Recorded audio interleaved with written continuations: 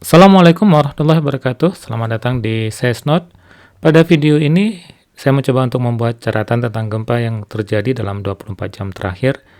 Ini berdasarkan informasi dari USGS, dan di sini kita bisa melihat tentang gempa-gempa yang terjadi di beberapa tempat di wilayah Indonesia, kemudian di Taiwan, di Jepang, kemudian di Alaska, bahkan sampai ke di selatan Amerika. Kalau kita lihat di sini di wilayah Indonesia, ada gempa yang terjadi di Ruteng, di wilayah Nusa Tenggara Timur. Ada gempa 5,8, kemudian disusul oleh beberapa gempa susulan. Dan kalau kita lihat dari situsnya BMKG, gempa yang terjadi di wilayah Ruteng atau di Flores, sampai saat ini masih ada gempa 3,3. Di sini masih terjadi gempa. Kelihatan ini yang baru, dan ini rangkaian gempanya kelihatannya lebih daripada 30 gempa yang terjadi di wilayah Flores. Kemudian kalau kita coba lihat dari IRIS, ini gempa-gempa yang terjadi dalam 24 jam terakhir yang berwarna merah, kemudian yang berwarna orange yang terjadi kemarin, kemudian berwarna kuning gempa-gempa yang terjadi dalam 2 pekan terakhir, dan yang berwarna ungu adalah 5 tahun terakhir. Dan kita lihat di sini, ini gempa yang terjadi di Ruteng, Nusa Tenggara Timur, dan ini yang gempa yang terjadi di bagian selatan dari kawasan Antartika, dan ini gempa yang terjadi di Amerika Selatan, tepatnya di dekat dengan Argentina. Saya akan coba lihat gempa yang terjadi di Argentina pada hari ini. Kita akan coba fokus gempa yang terjadi di Argentina. Saya coba fokus di sana. Gempa 6,0 terjadi di Argentina pada pukul 13:12 waktu Indonesia bagian Barat. Kalau UTC plus 7. Kedalamannya relatif dalam, yaitu 242,3 km.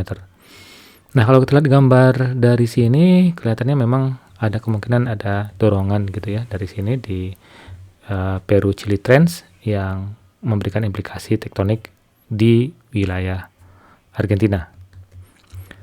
Kalau kita lihat dari vokal mekanisme, saya coba masuk ke vokal mekanisme dari gempa ini.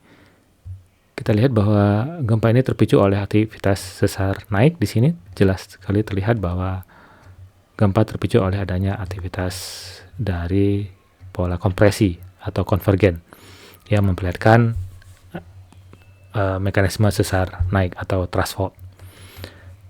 Kalau kita lihat dari tatanan tektonik di wilayah Amerika Selatan, ini memperlihatkan bahwa adanya Nazca Plate atau lempeng Nazca yang mendorong bagian dari South American Plate atau lempeng Amerika Selatan. Dan posisi gempa kalau kita perhatikan ada lebih kurang ada di sini, dan kemungkinan dari Nazca Plate yang mendorong bagian dari South American Plate yang menghasilkan gempa-gempa di Amerika Selatan, termasuk gempa yang terjadi di Argentina. Kalau kita lihat beberapa referensi memperlihatkan memang wilayah sini memang sangat rentan terhadap gempa, dan beberapa gempa yang terjadi di wilayah Chili, dan satu gempa yang sangat besar terjadi pada tahun 1960 mencapai angka 9,5 yang tercatat sebagai gempa yang paling besar dalam catatan sejarah manusia. Nah, ini yang terpicu oleh adanya aktivitas tumbukan antara lempeng Nazca Plate dan lempeng Amerika Selatan.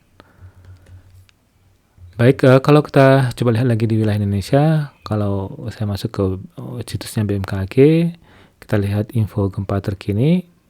BMKG mencatat gempa yang terjadi di Ruteng 4,8 terjadi pada pukul 13:18 tadi siang, dan kelihatannya gempa di wilayah Nusa Tenggara Timur ini, Ruteng ini masih memperlihatkan aktivitas seismisitasnya atau aktivitas kegempaan. Dan kalau kita lihat dari peta yang dibuat oleh BMKG, kita perhatikan sangat banyak sekali gempa yang terjadi di Ruteng, dan kondisi ini mengingatkan kita tentang gempa yang terjadi pada tahun 2018 lalu di Lombok, dan ini yang terjadi di Ruteng. Kita berharap tidak ada gempa yang lebih besar lagi, dan gempa 5,8 kemudian disusul oleh beberapa gempa susulan yang terjadi di Ruteng itu terus melemah dan menuju titik keseimbangan. Oke, terima kasih. Sedikit catatan tentang gempa yang terjadi pada hari ini. Salam sehat selalu. Assalamualaikum warahmatullahi wabarakatuh.